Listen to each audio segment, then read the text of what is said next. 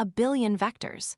Comparing your query against everyone would work and take minutes, but the database answers in 50 milliseconds. Here's the naive way to search. Compare your query against every single vector in the store, one by one. It works, but at a billion vectors, that's minutes per query. And yet, it answers in 50 milliseconds, so it is not checking them all. It's cheating, and there are exactly two cheats.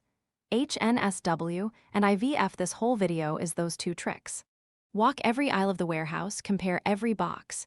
That's brute force, and it's a death sentence at a billion boxes, and you can't just sort your way out. Similarity has no natural order. You can't index it like a number in a SQL column. So the real question is this: how do you skip most of the warehouse and still find the right box?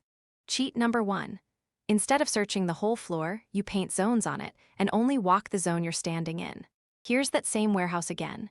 Same floor, same boxes, nothing has moved. Remember that. Cluster the boxes and draw boundaries between the clusters. Zones.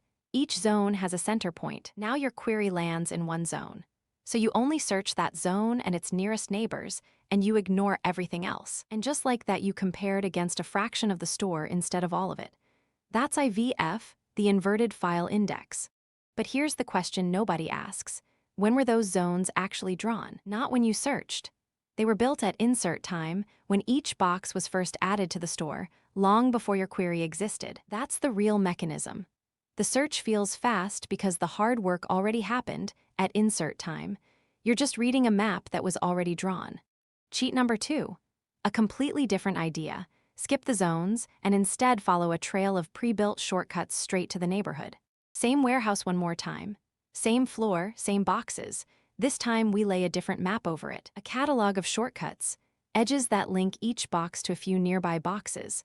A navigable graph, and again, it's built before you ever arrive. To search, you start at an entry point far away and greedily hop toward the query, following the shortcuts. Each hop lands you closer, course to fine, until you're in the query's neighborhood. That's HNSW, a hierarchical navigable small world graph. So you've seen two different maps. In a real vector database, which one are you actually running? Most of the time, it's HNSW. It's the default in Qdrant, Weaviate, and pgvector. The graph is what you get out of the box. IVF shows up in FAISS and at massive scale, where memory matters. But notice, these are alternatives. You pick one. They are not steps in a pipeline. So why is any of this fast? Here's the punchline, and it was hiding in plain sight the whole time. The boxes never moved. Look closely. Every box sat in the exact same spot for this entire video. So did your query. Nothing ever moved. IVF and HNSW weren't different data. They were two different maps laid over the identical warehouse. And if you brute force it, check every box one last time, it lands exactly here. The very box we quietly ringed in the very first frame. There it is. The open loop closed. And remember, those maps were drawn at insert time before you ever searched. That's the whole trick. The speed is skipping most of the floor. But now rewind that fast path. Where did HNSW actually stop? Not on the true nearest. It stopped on a neighbor, one box away from the answer brute force found. And that's the catch I've been hiding. It never found the nearest. It found a probably near one. The A in ANN stands for approximate nearest neighbor. It's been approximate this whole time. I just narrated it as nearest and let you assume. Now, approximate isn't a bug. How often you actually grab the real closest box has a name, recall, and it's a dial. Slide it toward speed and recall drops. Slide it toward recall and latency climbs, tuning that trade-off for your specific app. That's the real job nobody tells you about when they say just use a vector database. So here's the whole thing on one screen.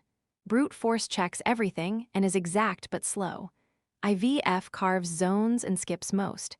HNSW hops a shortcut graph and is the default in most vector databases. The index is built at insert time, not query time.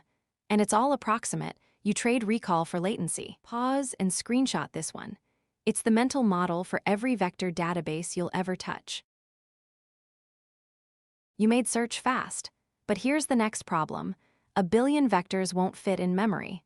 The fix is compression, shrinking each vector with product and scalar quantization, PQ and SQ. That's the piece I cut from the IVF section, and it's the next video. Before you go, Team HNSW or Team IVF for your own stack? Tell me why in the comments. I read them. Subscribe so the compression breakdown lands in your feed.